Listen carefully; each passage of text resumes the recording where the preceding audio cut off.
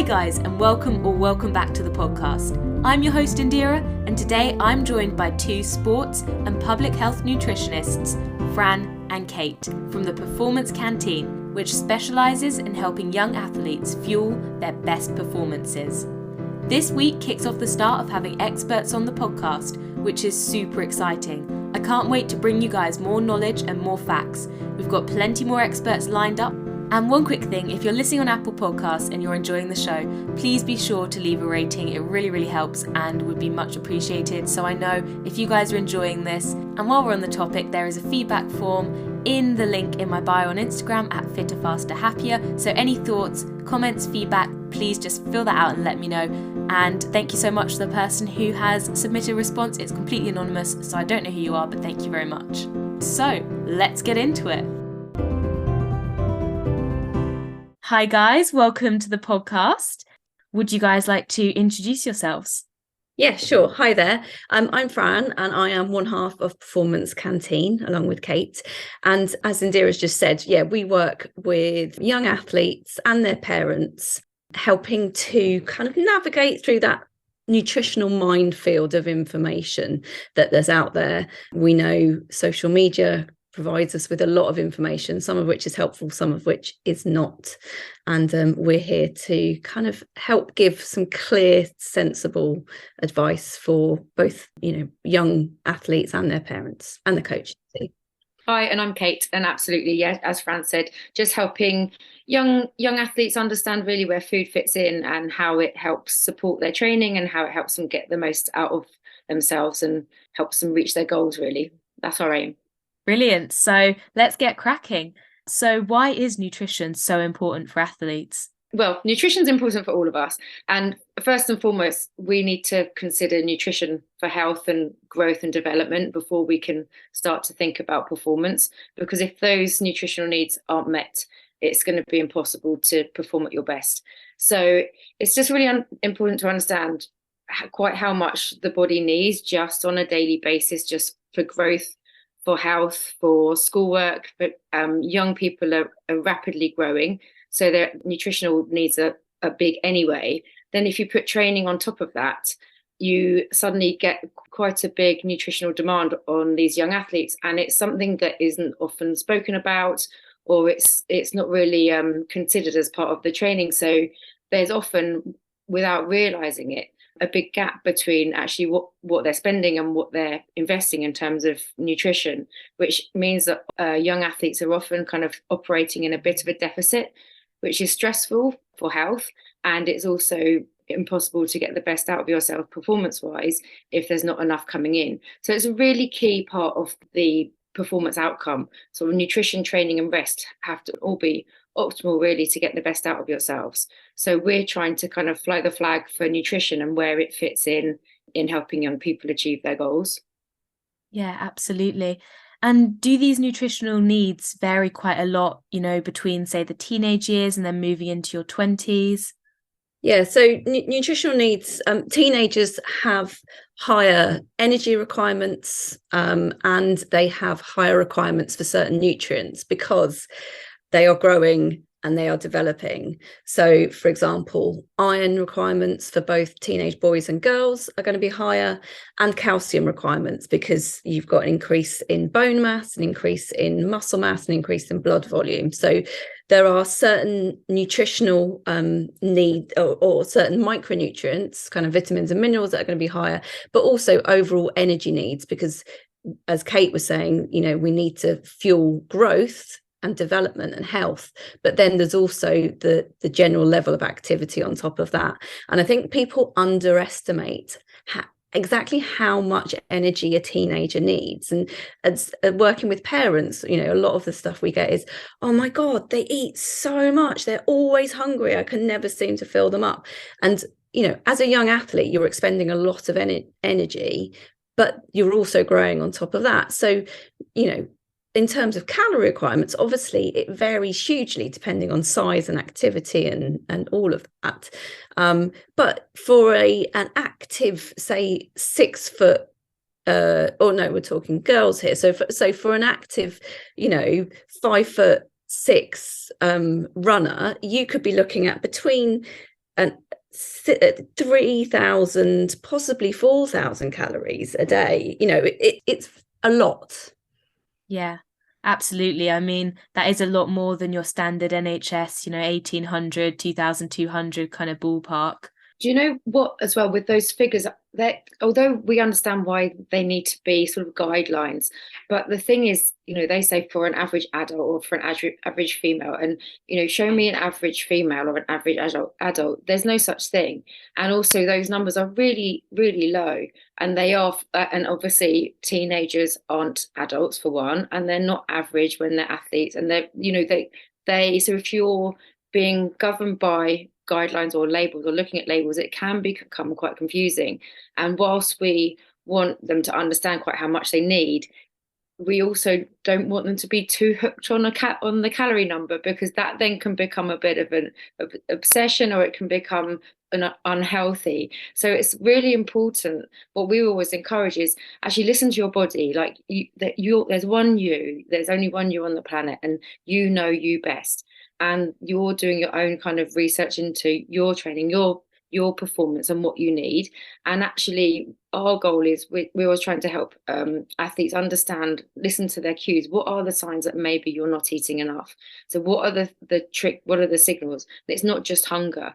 It's when you've got dips in performance, or taking longer to recover than usual, or picking up little niggles and aches and pains, or getting more frequent coughs and colds, or maybe a bit more grumpy more regularly, which obviously is teenage behavior anyway sometimes, or just sleepy, or craving sweet foods, or waking up tireder than you were when you went to bed. All these things are really important to kind of identify and keep track of yourself. So then you can start to think, oh, perhaps maybe I need to be putting a bit more in, rather than just thinking about the numbers. And also because each day is slightly different, and sometimes if you're always aiming to have, say, like 2,000 calories, like it might suggest on a label, that's not applicable for a heavier training day. That we have different needs, and sometimes we're trying to fit square peg round hole, and actually it doesn't work like that, as we know. I went a bit off tangent there, but it's just sort of the key is, listen to your own signals. And if you're training more, you need to eat more. Like, it's sort of, you think at the beginning of the day, what's ahead of me today? Okay, the more I need to do, the more I need to fuel. It's a bit like going on a long car journey. You need to put more fuel in the tank for that. And it's helping people just stop and think for a minute of what's ahead and what I need to put in, rather than just wing it, because that's what generally happens. So factoring the fuel into the daily demands. So in terms of there, you mentioned, focusing more on listening to your body as opposed to the numbers. But I guess sometimes with, say, running, it can be a bit of a hunger suppressor, appetite suppressor. And I guess it also depends on what type of food you're eating. I mean, you could feel full after a large salad, but that wouldn't necessarily fill you. So how do you kind of decipher between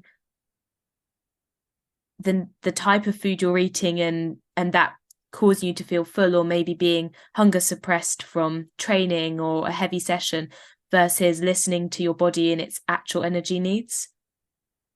Yeah, that's a really good question, because, you're right. Certain foods are high in fiber but low in calories.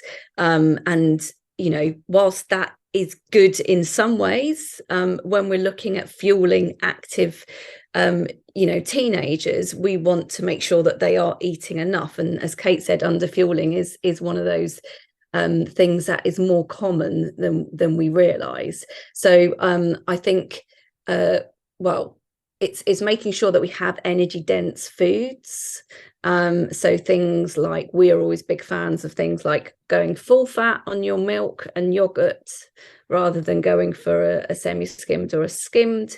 Having, really good sources of fat in the diet. So like having avocados and nuts and seeds and nut butters and things like that are really good ways of getting energy in, with a low density as well, because, things like veg is high volume, and that keeps us fuller, or makes us feel fuller quicker, but then we'll get hungry again. So combining, combining foods that are energy dense with foods that are high in fiber as well.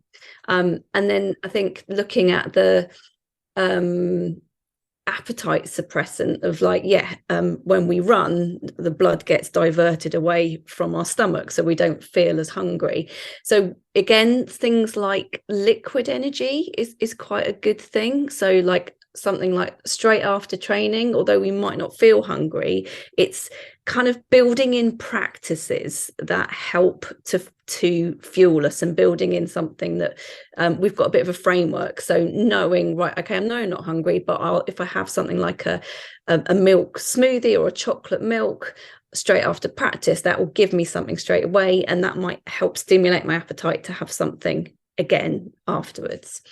And I think, sorry, just to interrupt, like that is where the education is so important. And that's why we're kind of trying to do what we're doing, is actually give as much knowledge and advice and say, you know, after training, you're not going to feel actually particularly hungry, but you need to override that, because that's the time that actually it's most, well, one of the times it's most critical to be eating, particularly if you're training again later that day or you're training again the next day.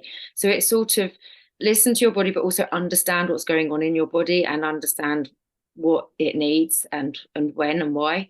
And I think that's our kind of biggest thing. It's like, yeah, we're nutritionists, but we want to educate, we want to impart the knowledge and understanding so we can create sort of autonomous athletes that actually, rather than just say eat this, it's like they understand when and why and how it's going to benefit them. So yeah absolutely, that's so key, really understanding what's going on. And so, Fran, you mentioned there opting for the full fat versions. I think that's something that some people, maybe as a result of social media and stuff, do feel some fear around doing. And especially if you're eating more calories, does that mean you should be increasing the recommended guidelines for, you know, how much fats, carbs, proteins you should be having equally as you kind of increase the calories? Or should you be focusing on increasing your carbs only, but keeping, say, you know, saturated fats at the recommended amount? It's difficult, isn't it? Because you've got these recommended guidelines, but really, I mean, how much do we apply those in terms of reading packets and doing it against, okay, I should be having this much? I think it comes down to, again, as Kate said, you know, we're here to provide education. And I think if you have a bit of a framework around how to build a meal and snack and what to include in that, then you don't need to be reading a packet of something to think about what you're having. When we look at fats, obviously, we want to be prioritizing those healthy fats, and they tend to be things like plant-based fats. So, you know, your olive oils, your avocado, your nuts, your seeds, that kind of thing, as opposed to the saturated fats that comes from animal products and that are in, you know, cakes and things like that, which are fine, but it's about, you know, the balance of those things. And then when we're looking at building a plate, I think a good guideline is having a tick list. And we do this on our Instagram when we're doing a recipe or something. We say, right, okay, here's the carbs, here's the color, i.e. fruit and veg, here's the healthy fats, and here's the protein.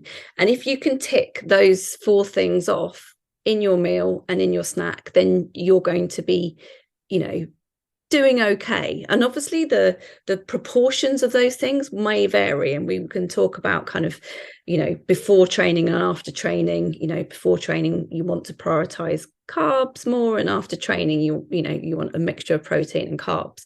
So the quantities will vary, but if you're ticking off those things, then you're on your way to getting a more balanced diet. I think as well, I understand that that there is a reluctance to go full fat, because it doesn't sound, it's just, fat isn't a great name. It should be called, I don't know what it should be called, just lipids or something, because it's just unappealing. But actually, ultimately, it's just more calories, and calories are just energy. So more energy is therefore a good thing, because then you go and spend more energy. And often what we find is when people sort of trust the process and start to eat a bit more and put more in, actually what they see is their performance goes like this. Yeah, you guys wouldn't have seen that, but she made the upwards gesture with her hands. So performance will increase is the message. And they actually just got much more energy to spend. So actually it doesn't get stored in the body. They're just actually more efficient at moving and training and feeling better. because they've got more available energy to use. So it is a kind of trust the process thing, and we get it and absolutely understand that for some athletes that's going to be harder to sort of adopt and adjust to than others. But ultimately it's about finding, yes, small ways where foods that give you most bang for your buck. So you've actually got it's a nice switch. So a glass of whole milk will give you a lot more energy than the equivalent glass of skimmed milk. So, but without making you feel particularly fuller. So it's those little shifts and those small things that you do consistently add up and make a big difference over time. I think that's what we kind of another key message is. We're not suggesting people change their diets dramatically, because that's not wise or anything. It's just what little things can you add in that can actually then really benefit you over time, those small little habits that you do. And like the thing like the glass of milk before bed, that's a brilliant, easy, manageable thing to do that actually we know there's a lot of research on it that has a great positive impact on your muscles and on recovery overnight. So even sometimes it's like, let's just change one thing or add an extra drink of water throughout the day. It doesn't have to be difficult. And that's where it's really important that we work with people as an individual, because everybody is different, not just in terms of physiologically, but also taste buds and superstitions around racing and all those things that come in. We need to be able to help them navigate those and say, okay, let's find your lucky food that actually is also really awesome, like in terms of fuel. So it's all making the human element to it, because that's the thing that's important. Like, you know, everybody's different and that needs acknowledging. So yeah, definitely. And in terms of kind of these small changes that people can make, especially for people who are maybe looking to get a bit more energy in without maybe realizing it so much, have you got any kind of tips or things that come to mind straight away? I think in terms of eating more without necessarily, I think it's a frequency. So, you know, if you're eating more regularly, so maybe every 2 to 3 hours instead of every 3 to 4 hours, then you're going to naturally get more energy in. Going for more energy dense foods, as we've mentioned, as Kate said, a glass of full fat milk versus semi-skimmed is going to give you more calorie or more energy without, you know, necessarily making you feel much fuller. Other things like a spoon of peanut butter in your smoothie, or a sprinkle some seeds on your salad or your vegetables or in your cereal or in your granola. Those small things, they're really energy dense. Or half an avocado in your smoothie. You can't taste it. It just adds to the texture. But in terms of nutrient and calorie, it's delicious, doesn't it? Yeah, those small things, they can make quite significant differences. Or I think yogurt probably is, the full fat yogurt is I know you said that about the milk, but that's a good one as well. So yeah, those little things, and the nuts, the seeds, the avocado, the peanut butter, they're also really nutrient dense as well, and they're all foods that are brilliant for athletes because they're help reduce inflammation. They're also very important for hormone health, so which obviously really key for female athletes. So it's foods that have multiple benefits, but with minimum effort. Yeah, that makes sense. And I mean, I guess we've kind of touched on it, but to, you know, clarify it in terms of there being this concept of good foods and bad foods, what's the situation with that? I mean, we don't put labels on foods. There isn't a good food or a bad food. Food doesn't have a moral value. And different foods provide us different things at different times. So, you know, broccoli shouldn't be on a pedestal, and cake shouldn't be like in the bin. They give us different things, and that's all good, but it's about the balance of them. So, you know, we need certain foods in greater amounts than others. And yeah, I think that's really important. And I think, you know, the more that we put labels on foods, or the more that we demonize things or say, oh, we can't have that, or I shouldn't have that, the greater the desire for that, and the less healthy relationship in our head we have with that. So yeah, I don't think any food should be called good or bad. Yeah, and it's so common to hear it. I think people say it without really thinking, and sometimes we hear, oh, I was really bad today. I had a sandwich at lunch. And you think, oh my gosh, it's terrible, the things that people feel are bad. And actually a sandwich is great. It's like nice 2 slices of carb with some healthy bits in the middle. Like, it's actually a really good sports fuel. So I think, yeah, the only thing bad about it is feeling that it's bad, because it then gives you that sort of negative emotional connection with it. And as an athlete, so back to what we said at the beginning, we need to eat more than we realize. So actually, sometimes what we'd label as sort of less healthy, perhaps foods that we need maybe less of, are sometimes a good way just to quickly top up. If we've got a really solid foundation, we've built the majority of the food that we're having in the day is really nutritious and healthful. Sometimes that's a good way, especially around training. And I think it all comes back to context, because a bag of sweets is a bit of a rubbish snack at break time at school, but just before training, or a few jelly babies during training, especially if you've got a long session, they're actually a great way to boost your energy. So it's about understanding where it all fits in. So rather than thinking it's good or bad, it's like, where's its role? Where's it going to benefit me the most? And also not forgetting, how tasty is it? Like, how much do you enjoy it? Because you don't want, just because you're an athlete doesn't mean you can't go and enjoy cake at a birthday party, or at any time, not just a birthday party. Just allowing yourself the freedom to enjoy the food you like is a really healthy thing. And that's what we're trying to achieve as well, which is, I know it's very complicated, and we eat for so many more reasons than just because we're hungry or because we're training. There's a lot of emotions involved as well. But I think the more understanding you have about how food fits in terms of health and performance, the more your sort of intelligent brain can take a hold, and the emotional brain can quieten down a little bit. So, and that's a big goal of ours, to help people understand more about that relationship with, okay, this is what my body needs. This is what it looks like in a food format or on a plate. This is when I need it. Oh yeah, cool. And now I feel great. And this is what it does, and sort of trusting it a bit more, and realizing that actually, yeah, it's a good thing. The better you put in, the better you get out. And I think, just to add to that, I think it's helping the parents understand that too, because as parents, we're influenced by nutritional messages and our upbringing and the age that we were brought up in. And we have certain kind of ideas around what our kids should eat. So our job as well, and our aim, is to help give parents that permission for their kids to eat certain things, and help them relax and understand, as Kate said, how to fuel their young athletes in a way that supports them, makes them feel good, makes them feel happy, helps their growth and development, and ultimately performance too. And also, yeah, such a good point. Also, give them permission to eat as well, because totally. A lot of parents of teens are born in 70s, 80s, where it was all low-fat diets, yo-yo dieting, and have got quite a complicated relationship with food sometimes themselves. And I think as parents, we sometimes underestimate how much our habits rub off on our children without us even really realizing. So sometimes it's a good way to educate the parents also. As we know, you can't open a newspaper or magazine or click on a different Google channel without finding something else is bad for you, or you need to cut this out. And everything's about what you need to cut out. We're very much about what you need to include and you need to make sure you keep in. Or if you are cutting things out for any reason, understanding what you need to replace it with in order that you're not then missing out.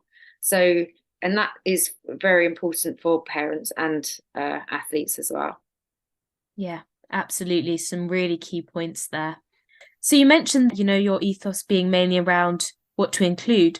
Are there any key things in particular that you think, or you see a lot of athletes aren't including, that maybe they should be including, or any key things that are just absolute musts for athletes? I think one of the things that, kind of going back to what Kate was just saying about parents as well, is, growing up in an age where carbs are seen as bad, and that rubs off on young athletes. And one of the things we often get is, I shouldn't have that.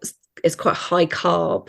And, carbs for health and growth and performance are absolutely essential. And it's something that we hear of people cutting out or not including as much as they should do. As a young athlete, the amount of carbs that you should be eating, it is quite high, and you should be including them with every meal and with every snack. Yeah. So, yeah, something else, or two things, other things. Iron, typically UK teenagers or teenage girls have very low iron intakes in their diet and aren't meeting the daily requirements. So that's something that we encourage them to be mindful of, thinking about source of iron, how to include them. Like breakfast cereals are a really handy one just to add in, which leads me to the other one of breakfast. So many young athletes, teenagers in general, skip breakfast because they don't have time or they don't feel hungry in the morning, and that then you miss out on a whole meal, a big section of energy intake for the day ahead. So that's something that we see a lot, and we're really trying to encourage people to understand why it's important to change that, and why breakfast is important as well. There's lots of exams, lots of pressure sort of mentally and academically, and the brain uses a lot more energy than I think we give it credit for. So actually, if you're trying to sit and learn without having any fuel, even before we start thinking about trying to train, you're then trying to play catch up for the whole day, and that impacts everything: mood, your social interactions, your social resilience. Everything's harder if you're hungry and your brain isn't fueled. So just that, all of those things to think about. And yeah, breakfast is a big hole basically. And what we kind of try and do is encourage, well, how do we overcome that obstacle? And you don't have to just eat breakfast foods at breakfast. You can eat what you want. You have pasta for breakfast, you have noodles, you can have sandwiches, wraps, grab something as you leave the house. It's trying to kind of help people understand why it's important to fill that gap and what would be good options to fill it with. Yeah. And I think also within that, protein is often low at breakfast time. And if we're trying to encourage athletes to have protein evenly distributed throughout the day, because our muscles are in that constant state of breakdown, rebuild, so we need to provide a constant stream of amino acids so that the breakdown doesn't exceed the rebuild. Otherwise, we're just getting kind of progressively depleted from training rather than getting fitter, faster, stronger, which is what the aim always is. But you need building blocks to build that. So it's trying to help people understand, okay, what are your protein requirements and what does that look like over a day in terms of food, and actually how do you fit that in, and how do you distribute that through breakfast, snacks and meals? Because that is one thing we see quite a lot, isn't it, Fran? Yeah, so you mentioned there kind of having low protein at breakfast and low iron being something that a lot of girls do struggle with. What do you recommend specifically for increasing protein at breakfast and avoiding low iron? So protein at breakfast, so things like Greek yogurt, brilliant, really easy, high protein food. You can get the squeezy yogurt pouches that got 25 grams of protein. You can eat them as you run out the door. That's a great, quick, easy way. Breakfast cereals are a lot of them are fortified with iron. Fran did a post recently about Weetabix and just how just 2 Weetabix is going to give you how much of your daily iron? So two Weetabix, it will give around about 30% of your daily iron requirements with 2. So if you have 3 Weetabix, then you're on to halfway really. And and I think cereals are often seen as, I had a conversation with someone the other day, a mum who was like, but I just don't buy too many cereals because I know they're like really processed and not great. But actually, things like, obviously Weetabix is a great one and is fortified and is whole grain, but things like Shreddies, they do have sugar in, but they're not really high in sugar. Cornflakes, Rice Krispies, they're all fortified. They all have Cheerios, is fortified with calcium on top as well. So a bowl of cornflakes is like 50% of your vitamin D, daily vitamin D intake. So you get more than you're bargaining for. So that's a great snack, and obviously you have it with milk, so then you get the calcium. So it's we're fans of cereals, but they don't have much protein. So which is why often there is that gap at breakfast time. So they have carb and they have micronutrients, but there is that little bit of protein gap because the amount of milk you have on your cereal doesn't generally sort of constitute what would be an optimal serving. But things like Baby Bell cheeses, they're easy and you can bung them in your bag. They're quick and easy options. Eggs are great for breakfast if you've got more time. Actually, scrambled eggs only take a couple of minutes, don't they? Or you could have the boiled eggs ready in the fridge, or pancakes if you've made them already with eggs and some Greek yogurt in the mixture. That there are ways to do it, and it's obviously a sliding scale depending on how much spare time that you've got in the morning. Or you can have a sandwich, like my kid, like a chicken sandwich or something. Often people think of peanut butter as a protein source, but actually to get a good amount of protein from peanut butter, you pretty much have to eat the whole jar, which is then like a very lot of calories, which is not a bad thing. It's a healthy fat and it's fiber and it's a great source of vitamin E, and but it's not really what we would consider a good protein. Just going back on the iron thing as well, you were saying kind of how do we make sure that we're getting sufficient iron?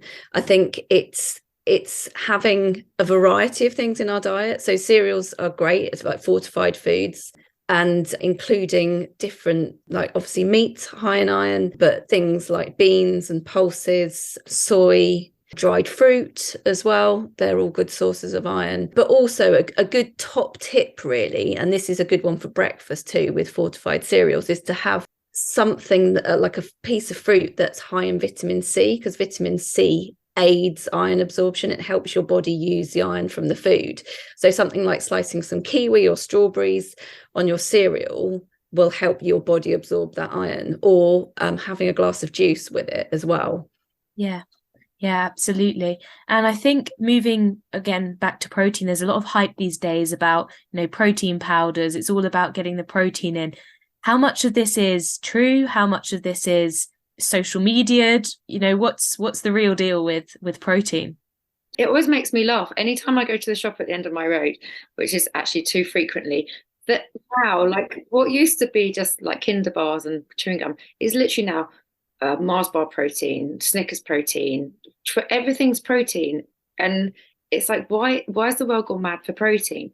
And that is the thing. It's because it's become trendy, it's become popular. We haven't suddenly all had an increased need for protein. Our bodies have not changed since humans were invented. But it's just because, so it's all about marketing and money, and they're really expensive. They're not necessary. It is perfectly easy to get sufficient protein in your diet from food, and also those food sources are sources of other nutrients as well. But sometimes life is busy and we're rushing from school to training, and sometimes it's easy and it's convenient to grab a bar.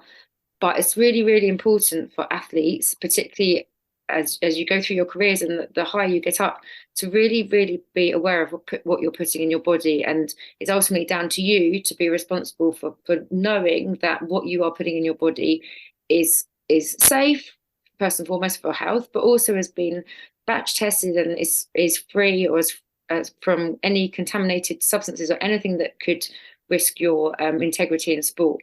So you must only pick up a bar if it's got the Informed Sport. It's a logo that's says it's been regulated for safe use in sport. And this is where it can get tricky for young athletes, because, well, inadvertently you might pick something up and it's actually got a protein powder that might have other things in it. So we would actively discourage any protein products. There is one that is researched and regulated for safe use for young athletes, but it's only one. But you go into any shop and you are kind of mind blown by the amount of bulking powders, protein this, protein that. But it doesn't mean they're better, it just means they're more expensive. And actually 2 Baby Bell cheeses, I know it's not so cool, but it will give you the same amount. And cheaper as well. There was a really great post by someone, and it just was called, it said, oh, well, this is embarrassing, or this is awkward. And it was the normal product versus the protein version of that product. So there was bread, the protein bread, Weetabix, protein Weetabix, various things. And actually the protein content was so marginally higher, but the price was about 3 times the amount. So it's actually being like kind of a critical think, is like, hang on a minute, whose benefit is that for? Is it for the person that's making money out of that product, or is it for mine? And I think with a broader understanding of what foods contain what amounts of protein, it becomes easier to get into habits of going, okay, yeah, that's a good amount that I have at my breakfast, and that's a good snack for me, and then building your nutrition that way. Because otherwise I think if you can just quickly grab a protein shake, you then neglect proper food, or don't really think about the proper food, which just gives you so many more nutrients and other benefits to that. So as appealing as it is, we're building bodies for the long-term investments in ourselves. So quick fixes generally aren't the best option, unfortunately. There's always an exception. And every now and again, it's obviously not going to do you any harm if it's regulated, but it's good to kind of understand foods and what they give you. Yeah. And in terms of, specifics, I think there's a growing number and a lot of athletes and runners who are veggie or vegan. How can people following a diet such as that ensure that they're getting in enough iron, enough protein, or, enough nutrients in general? Yeah, so there are definitely, a move to more plant-based diets, which is great from an environmental point of view and a sustainability point of view, and health as well. And, you can be a healthy vegan, you can be a really high-performing athlete as a vegan or a predominantly plant-based athlete. And you just need to be a bit more mindful potentially and potentially a little bit more planned than if you were eating kind of meat and dairy side of things. So being mindful of protein is, as you said, an important thing. So, having a variety of plant-based sources of protein in your diet. So things like the different soy products like tofu and tempeh are really good complete sources of protein. Things like edamame beans, peas, lentils, all the different things like kidney beans and chickpeas and all of that. Having those and a variety of those gives us a range of different proteins, but also a range of different other nutrients. And thinking about where, are we having a source of vegetarian protein or plant-based protein in each meal, and thinking of easy ways of getting protein as well. So when we look at things like plant-based milks, oat milk's one of those things that a lot of people like, and it's kind of overtaken all the other milks. But oat milk, it's delicious, but it's not very high in protein. It's got actually virtually no protein in it, or a minimal amount, whereas something like a soy milk has equivalent protein to cow's milk, so it's a good source of protein. And also things like soy yogurts, like you can get Alpro does like a Greek style soy yogurt, which is a higher protein thing. So again, bunging that in your smoothie or with your breakfast is a good way of getting some protein as a plant-based athlete in the morning too. Other considerations, it's looking at things like your iron, so having good sort of vegetarian sources of iron, and things like that are good sources of protein, like tofu and beans and pulses and stuff are also good sources of iron. But also things like dried figs are a great source of iron. Kale, as a green leafy veg, is up there. Things like seeds as well, and some nuts are good sources of iron. So again, it's about variety, I think, more as a plant-based athlete. So I was going to say, just sometimes with plant-based athletes, what we find, particularly with the more endurance athletes, we sometimes find that because they're really high in fibre, they can then be at more risk of digestive issues during longer runs, because that the majority, if you're eating a really nutritious plant-based diet, is really quite high fibre. So it's about, again, if you've got a competition coming up, you've got a run coming up, reducing your fibre intake a little bit. So switching from like brown rice to white rice around races is important, because for obvious digestive reasons, but sort of so understanding, and particularly for people that are just changing their diets and just adopting a more plant-based diet, because you need to train your gut to manage all this. So it's always like, again, like make those changes gradually. Otherwise, a big change can be overwhelming, and you don't want to sort of sacrifice the performance because of a stomach problem when you've trained really hard and your body's in great shape and your muscles are good and you're cardiovascularly really fit, and then your stomach lets you down. So it's about eating right, timing it right around your training as well. So we'd always say for plant-based athletes that go a little bit lower fibre before a race. I know that's totally changed the topic from the question that you asked, but while I was thinking of it, I think it's quite important to consider for plant-based athletes.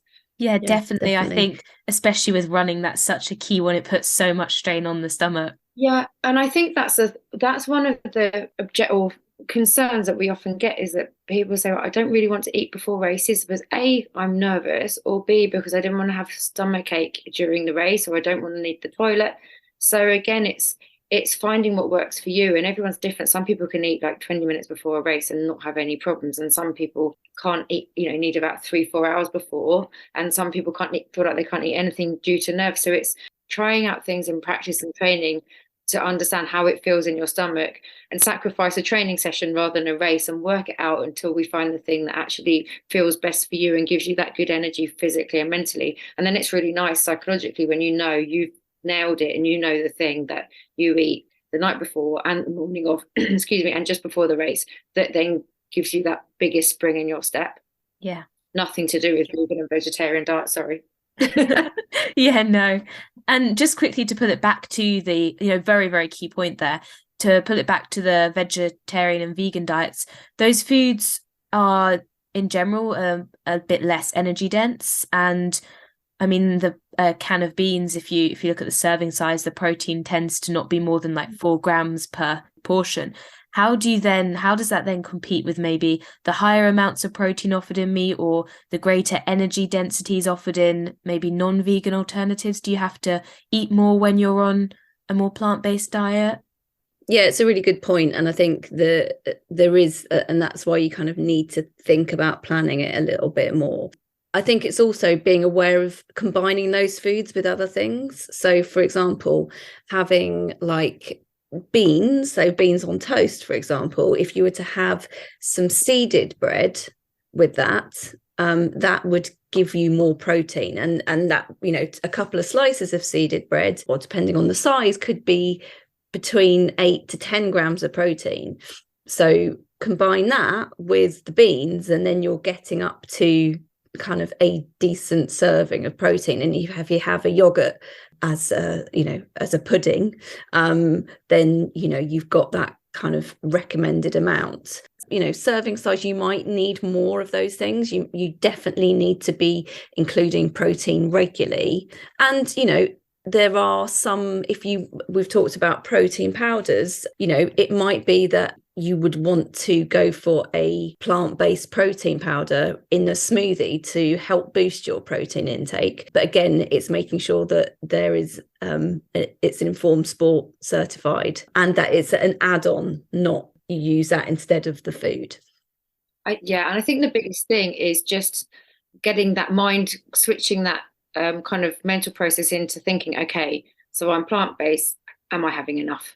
And questioning what you're eating, or just observing what you're eating, because we're all creatures of habit and we do what we always do. But if those habits are good, then obviously that's great. But if there are gaps, then over time those little gaps add up and then can create sort of health problems and certainly performance problems. So it's just encouraging any plant-based or any athlete, whatever their dietary preference is, to just actually take a look at the plate. And like Fran said before, can you identify your carb, your protein, your healthy fat, your color? And that's a really nice, simple way to just start thinking about, okay, what is on my plate and how is it going to make me feel, and how is it enough? And just starting to kind of tie that in with what's ahead of you that day.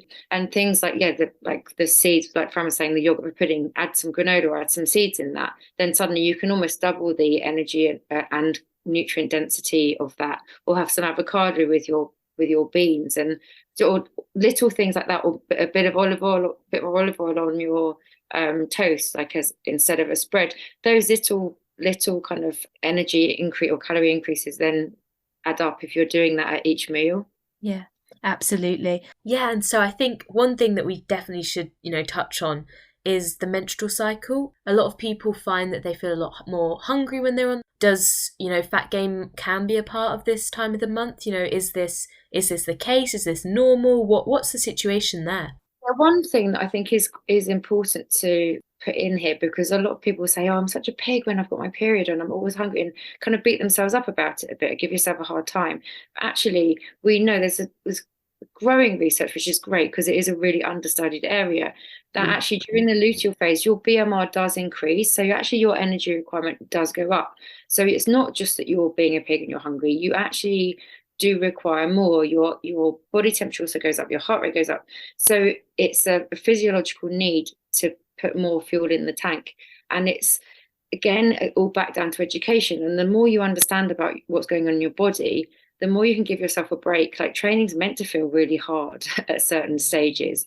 And there's certain stages where actually your body's more adjusted to using carbs for fuel, or more adjusted at using fat for fuel. But it's such a big and interesting area. And we would encourage all young female athletes to really try and understand a bit more about it, or to look into it and understand how it impacts you. Well, rather than just from the fact of having a period, actually the knock-on effects that has on appetite and performance and recovery and all of those things. So you can kind of give yourself a little bit of a break around it, and also just open communication around it. Discuss it with a coach, because certain training sessions are going to be better than others at different stages of the cycle. And I know if you've got a whole load of girls in a group, it's going to be difficult to tailor to everybody, but it's just kind of putting it out there and factoring it in, or even if it's just for yourself, so you can sort of understand what might be coming in. And in terms of like at that phase, so from sort of ovulation to beginning of period, your body temperature goes up a bit, so then you're more at risk of dehydration. So in the summer when it's hot and you're training, you might need to have more drinks at training, or have more kind of hydrating foods in your diet, like sort of watermelon, cucumber, things like that are just good things to include at that. But and just quickly, the other end of the scale is if one of the biggest kind of key signs of underfueling is missing or irregular or skipping periods. And it's just so important that, although that's really common now, that you realize that isn't normal, and it's a sign that your body is not getting what it needs. And so it's really important to not just think, oh, it's handy, I'm not having a period, I don't have to worry about it. Actually speak out, or tell your parent, or tell someone that you trust, and then you can seek some help to get it back on track. Yeah, absolutely. I think it's more people are more aware of that now than they used to be. But I had a conversation with someone the other day that was saying about their coach saying, oh yeah, it's quite common for kind of young runners not to get periods, like that was okay. And it's that kind of making people realize that's a sign that your body is shutting down and a function to preserve energy because you're not getting enough. Yeah, definitely. And in terms of, that increased BMR and the biological changes that are occurring, how do the nutritional needs actually change when someone is, on their period? To be honest, there is not enough studies say kind of what we should be having at certain times of our period. And the general consensus is there's more studies are needed to quantify the impact of the menstrual cycle on kind of physical performance and things like that. I think really boringly, it comes down to getting the basics right, getting your foundations right, if you have a good, balanced diet, then throughout your kind of cycle that will help. Obviously, when we're looking at hormones and reproductive cycle, things like having omega-3 fatty acids in our diet is really important. And going back to looking at the plant-based thing, that is something that will be lower if you're not having any oily fish. And we would recommend, if people weren't, that they're making sure that they're having things like flaxseed and walnuts and things like rapeseed oil. But even so, I would still, if you're not having oily fish regularly, recommend an omega-3 supplement from overall brain, heart, hormone health side of things. Yeah, absolutely. And so just to wrap up now, we've got a couple of questions from some listeners. So matcha tea, is that a fad, or is that something that's really got tangible health benefits?